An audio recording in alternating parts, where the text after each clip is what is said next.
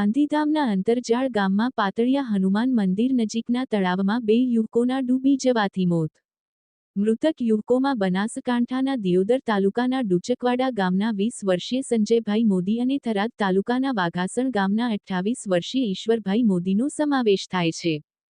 બંને સાળા બનેવી બપોરે બાઇક ધોવા તળાવે જવાનું કહીને નીકળ્યા હતા. સાંજે 5 વાગ્યા સુધી પરત ન ફરતા મોટાભાઈ સુરેશભાઈએ તળાવ પાસે તપાસ કરી. ત્યાં માત્ર બાઇક અને ચંપલ મળ્યા હતા. તેમણે તરત જ પોલીસ અને તરવૈયાઓને જાણ કરી. ગાંધીધામના મામલતદાર સહિતની ટીમે તાત્કાલિક બચાવ કામગીરી શરૂ કરી. રાત્રે 1 વાગ્યો સંજયભાઈની લાશ મળી આવી હતી.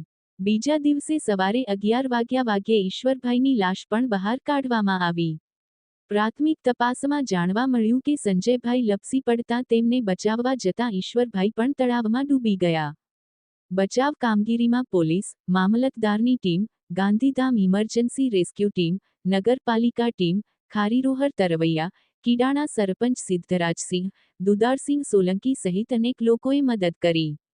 બંને મૃતદેહોને પોસ્ટમોર્ટમ માટે રામબાગ ખસેડવામાં આવ્યા. Report by Dhirajbhai Maheshwari, daily crime news. અમારી ચેનલને લાઇક, શેર અને સબસ્ક્રાઇબ કરો. ડેઇલી ક્રાઇમ ન્યૂઝ, સત્યની સાથે.